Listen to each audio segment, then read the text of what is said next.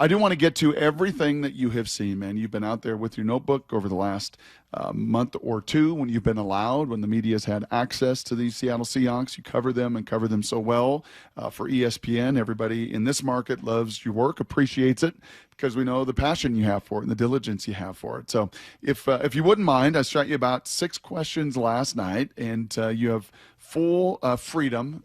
This is your canvas to paint in any way you want here, Mr. Henderson. All right. But kind of curious here, if you were to try to figure out what are the most competitive battles that you have seen out there. I saw Condota reporting yesterday that there was some movement at center, that even Christian Haynes was getting some looks there. We know the right guard position's got 2, 3, maybe 4 guys, fighting there.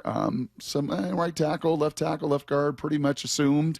But kind of curious where your mind goes here with some of the most competitive battles that you've seen, and as they portend as we head into training camp. Yeah, the first 2 that jump out are those 2 interior offensive line spots, so right guard and center. We know Gray Zabel is going to play left guard. We obviously know who the tackles are going to be, assuming Abe Lucas can stay healthy. But the 2 somewhat unsettled spots there, I mean, center, I think Oluwatimi is probably the favorite over Jalen Sundell to win that job, but that job seems to be open. And I think the reason, I don't think they are looking at Christian Haynes as a possible starter there. I think why you're seeing them give him some reps there is because you want to see, can he, if he doesn't win that starting job at right guard, can he be the backup who can potentially come in and play center in a pinch? So you want to know, can that guy play center?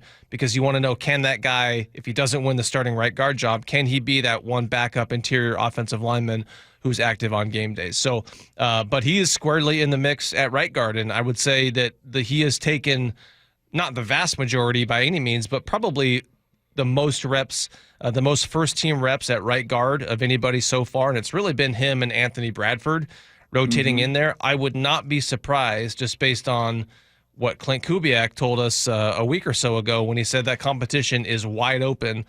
I kind of take wide open to mean, and I would sort of put my own just kind of projection on this, that wide open means more than just those 2 guys. So it would not surprise me if you end up seeing Setawa Laumea enter that competition, maybe even your guy, Bryce Cabledew, the rookie 6th-round pick. But as it is right now, those are the 2 big spots that are up for competition. Certainly other spots, I think, I think Elijah Arroyo, we'll talk about him a little bit later, but I think he, to some degree, could be competing for a bigger role than what you might expect at tight end. But those are the 2 spots right now, center and right guard.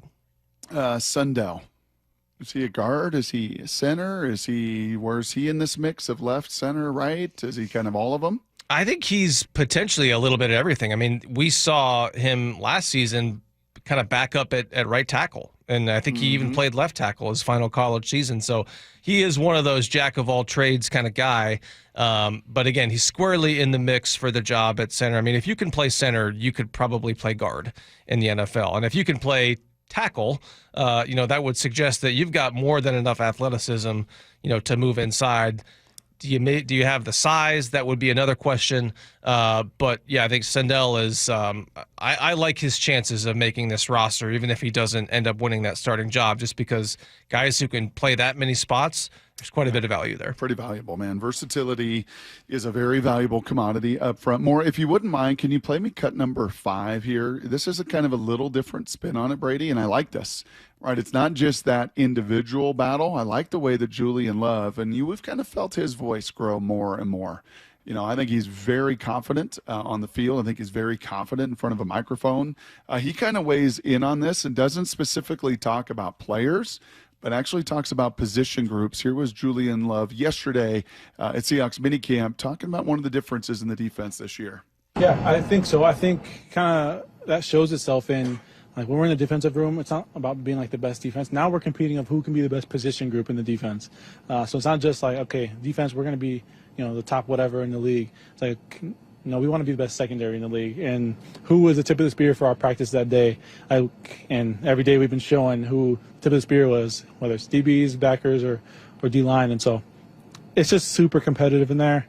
And I think it's conducive to just growth. I think, we're not shying away from everything. Everyone's getting coached, no matter if you're, D-Law, Leo, or the rooks we have. It's just a super accountable across all boards, player to coach, player to player, coach to coach, all of it is just really, really dialed in.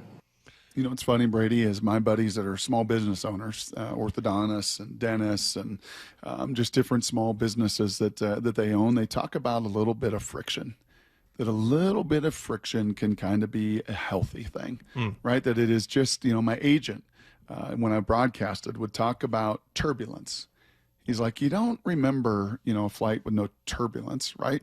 And as a broadcaster, as a communicator, little turbulence every once in a while is not a bad thing to mix in there. When you go back to 12, 13, 14, 15, with one of the greatest defenses in NFL history, do you know what you found in that defense? The Legion of Boom had all the stars. And everybody always just always stamped the Seahawks defense, Legion of Boom, Legion of Boom, Legion of Boom. But talk to KJ Wright. Talk to Michael Bennett and Cliff Averill. Do you not think under that roof it was that exact same premise that Julian Love was talking about right there? Oh, sure. Yeah. Yeah. I mean, when we've heard them, we kind of saw it come out in the open in terms of like the offense versus the defense and the defense feeling like they didn't get enough credit for the team's success and that they were sort of carrying the offense. But yeah, it would not surprise me if even within certain position groups on that team that there was kind of that competitiveness of, hey, man, the secondary gets all the attention, but Red Bryant, Chris Clemens, Cliff Averill, all those the linebackers, like those guys were really good players. I think that comment from Julian Love, I believe it came sort of in the bigger context of the expectations for this defense, knowing that there is so much continuity. And I went back and looked at this. Of the 16 players last season on defense who played at least 300 defensive snaps for them, 13 of those guys are back. Wow. And the only 3 that aren't back, it was Tyrell Dodson, Rayshon Jenkins, and Draymond Jones. So it was guys that the Seahawks decided not to bring back. So there is a whole lot of continuity from a player standpoint. This is also the second year of the defensive scheme that they're running, and McDonald retained virtually every defensive coach from that staff last season. So the whole name of the game for them is continuity. And if you're looking for reasons to think, to wonder why a defense that ended up finishing, ninth in points allowed last season, if you're looking for reasons why that group could take a step forward in 2025, it's because of that continuity with the scheme, with the players, and with the coaching staff. Okay, question number 2 for you. Most impressive rookie to your eye? Elijah Arroyo. And I say that, I will preface this by saying that this time of the year, you end up seeing pass catchers stand out. Yeah. For the obvious reason being that this is no contact, so there isn't a real pass rush. So plays end up getting extended longer than they would in game situations. It's no contact, meaning defensive players, defensive backs specifically, are, kind of wary of not totally contesting throws that they, would. And so you see throws get completed that in actual game situations, even in training camp, may not get completed. So with the caveat that pass catchers tend to stand out this time of the year, Elijah Arroyo is a guy that has stood out. And you can kind of see how the size and speed, you see why he was a second-round pick. He, it hasn't really been a whole lot of like... Does he move that effortlessly? Yes. Yeah. And especially in that room, right? We've talked about that room and Nick Callerup, the big kid out of Minnesota. A.J. Barner, for his size, is a good mover. Yeah. But Arroyo is an elite mover at that body type, correct? Yeah, and some guys are big and they have a good 40 times, and you just don't ever really feel it. You don't ever really see it on the field, and you see it with Arroyo. And, I mentioned how he's, sort of competing. I think he could be competing for that starting job because if he ends up popping and he ends up showing the Seahawks that he's capable of being the number 1 guy right away, and I would say if A.J. Barner shows that he's capable of, really taking on a bigger role too, it would not surprise me if something happens with Noah Fant, closer to the start of the season. If I think, with the cap number that he's had, or the cap number that he has, some of the production maybe not living up to the contract, it would not surprise me if, if another team comes along that needs a tight end, if they have something of value with the Seahawks that the Seahawks could want, it would not shock me if they end up moving on from Noah Fant. Yeah, that's a good comparison. Arroyo's got to do his part. Yeah, he does. And when the pads go on, we know this is a different game. But to your point about Noah Fant, that dude was like a 4 or 5 guy. Yeah. Right. He was a top 20 pick in the NFL draft because his measurables were that far off the charts. but I don't know either at practice or really in games that you have felt. I like that word, felt that game-breaking straight line speed as much from him. If those two are on the field together, do you feel it even in shorts, right? Or is that kind of too big a jump to make? Yeah, I haven't really seen that. I just know that, like, with what Noah Fant, with the talent there and the size and the speed, even if you haven't always felt it, that is something that defenses have to account for. And I think that, okay, there is the contract and the fact that the production hasn't always lived up to the contract. There's also the other side of it, which is that I think there are some question marks about this receiver core when you move on from DK Metcalf, a guy that commanded so much attention from defenses. You do have some very accomplished, some very productive receivers in JSN and Cooper Kupp. I don't know if they are the same, if they threaten defenses the same way that DK Metcalf does. And so that would be the one reason for keeping Noah Fant is he is a big body guy who, at least on paper, you would think that his skill set would really give defenses something that they have to think hard about. He is the great Brady Henderson here with us all day. Salky, a little under the weather. Hopefully he will be back in action tomorrow. The Mariners, an early matinee today, but plenty of football. Chase Daniel will join us at 9:30 today to talk all things quarterback and Clint Kubiak and the guy, man, geez, I was looking at Chase's resume. Been a lot of different places in his career and seen just about everything under the sun. So that will be fun in about 45 minutes or so. But just buzzing through some of the big headlines, some of the big topics of minicamp. This one right up my alley. To your eye, once again, Brady, is there anybody that really has jumped out that you look at and go, man, that dude just looks different? Right? It was Chris Carson a couple years ago. Remember when Chris Carson came back from an offseason? It was like, goodness gracious.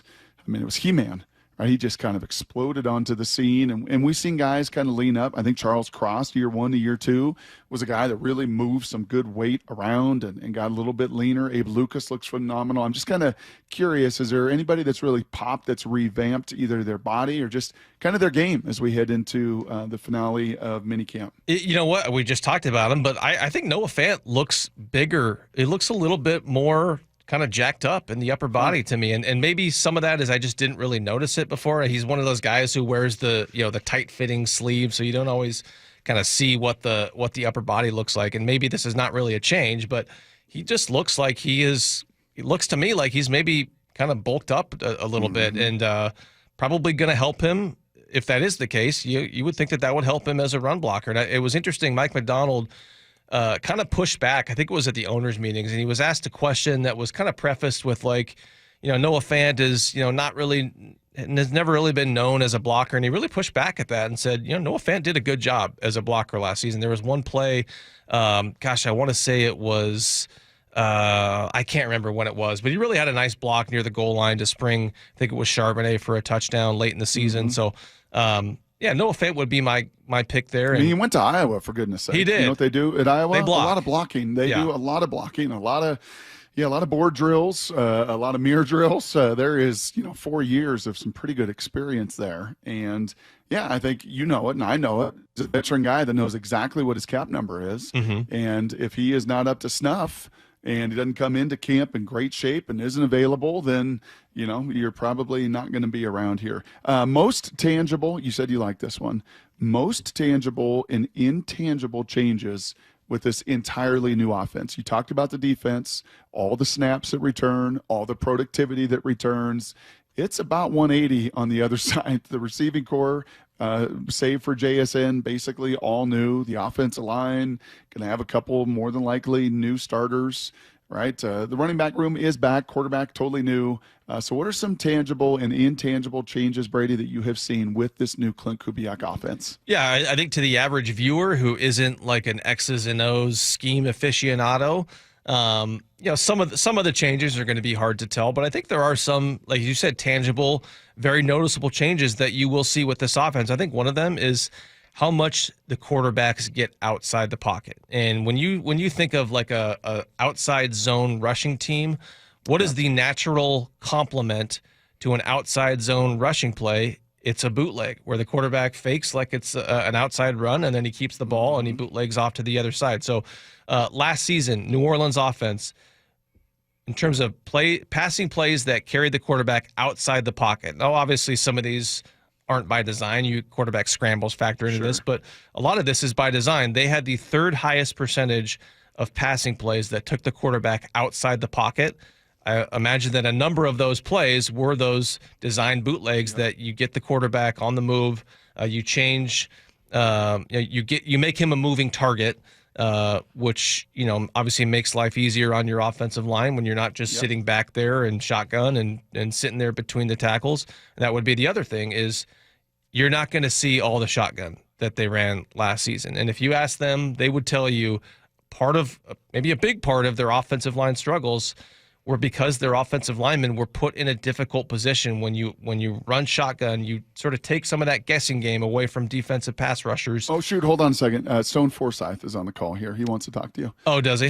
Yeah, he does, because he knows exactly what you're talking about. Poor guy still led the league in pressures like week 14. And he hadn't played for 7 weeks because he was exposed. Yeah. You're in the shotgun all the time. It's a predictable. You run it, third fewest times in all the NFL last year, and you put those tackles on an island time after time after time again. Yeah, that's right. And Clint Kubiak's New Orleans offense last season, 29th in terms of plays run out of the shotgun at 57%. That was a lot higher under Ryan Grubb last season, and you're going to see that number drop quite a bit from last year to this year. I like that. Look at you.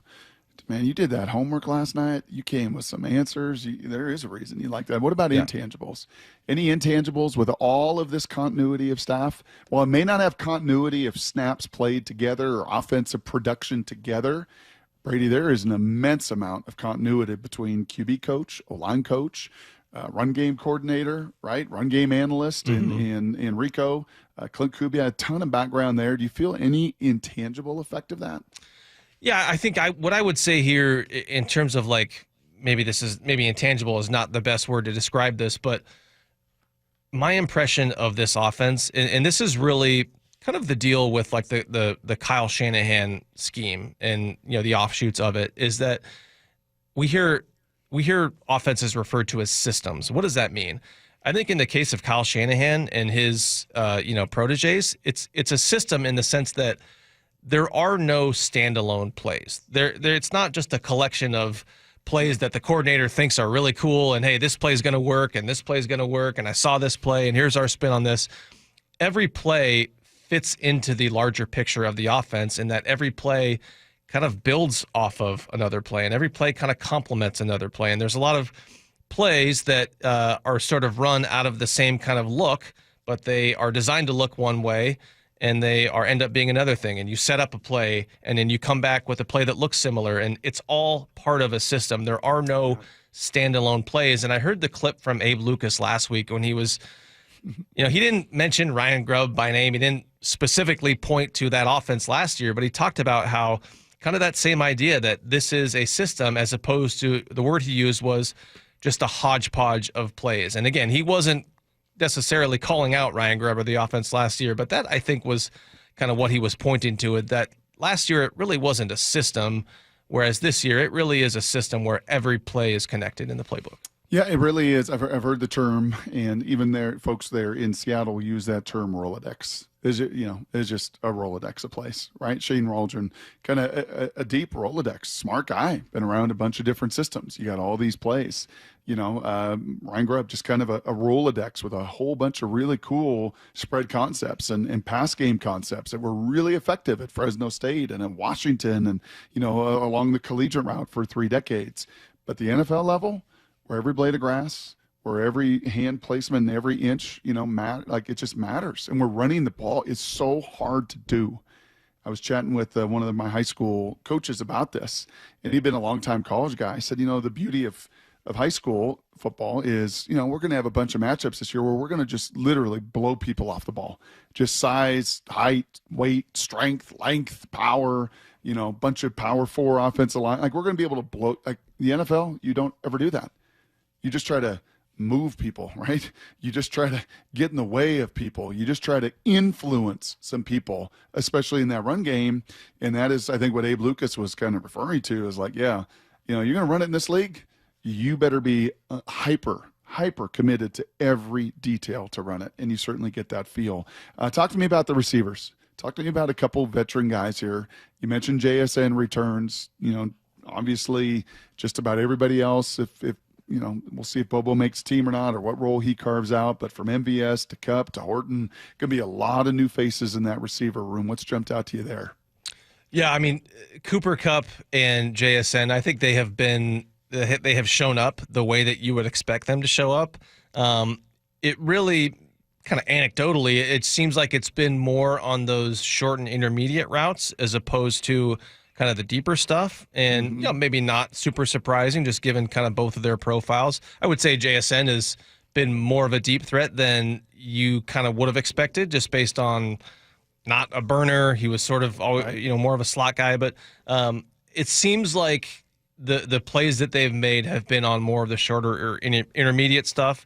And Marquez Valdez-Scantling is the deep threat. And you haven't really seen a whole lot of like those true one-on-one matchups, but just based on seeing him move, like, yeah, he's 30, whatever he is, 30, 31 years old, still looks like he's got plenty of speed there. I just still think that when you move on from DK Metcalf, man, as good of a deep threat as he was and as much attention as he commands, that is the one question I have about this receiver core is, do they have enough of those guys that really strike fear in the heart of opposing defenses? And that was, I think, a big reason why they took Elijah Arroyo, not a receiver, not a wide receiver, but he was a guy that, Clint Kubiak in those pre-draft meetings wondered aloud, hey, could this guy kind of fill some of that X receiver role just because he is that big, fast, pass catcher? And so he's going to play tight end, but I think there are some plays where he sort of will be, functioning as a wide receiver. Horton done anything yet? Have we seen much of him, or they've been pretty guarded with him? Yeah, hasn't done a whole lot. I mean, I didn't see him do anything, the last few OTAs and the minicamp, the first minicamp practice yesterday. I saw him kind of working on the bike off to the side. But, yeah, he's going to be in that mix. I think you're really going to feel him on special teams in the return game. Right now they've got Steven Sims. I'm fighting off a sneeze, by the way, so I may have to mute myself here. No, you're doing a good job. If you want to hit that cough button, just raise your hand. Let me know. Yeah. They also say if you look up to the light, if you stare at the light, that's supposed to also take the sneeze away. Is that right? No, that actually makes me sneeze. Yeah, that really, that actually makes you sneeze. Yeah, staring into the light is so I don't want to do that right now. Well, last little minute here, 45 seconds. If Brady Henderson were back in your editorial role and you had to write the headline, you had to just put the headline, not even the article, not even the nuts and the bolts, because we'll get to a ton of it with Chase Daniel in 30 minutes. If you were just to write the headline of this new Seattle Seahawks quarterback room, what is the headline that Brady's writing? Ooh. The headline of the quarterback room. I would say the headline would probably include one of the words that you included, which was makeover. I mean, they totally revamped that quarterback room. I think the headline might include something that would allude to the idea that Sam Darnold is going to be a different kind of leader than Geno Smith was. And, Geno Smith, as much as we heard about Sam Darnold's, supposed fire and competitiveness, I mean, that was Geno Smith. And maybe sometimes to a fault. And I think that Geno Smith was such a competitive guy that at times the Seahawks loved it. At times wanted him to kind of dial it down a little bit and maybe handle teammates with a little different kind of decorum. And so, I don't know what the headline would be. I know I would try to, when I think of writing headlines, at times when I do that, you think of getting those keywords in there that really represent the story, and those would be two of them. Makeover and leadership. Yeah, makeover and leadership. I think a big part of why that thing in its entirety turned over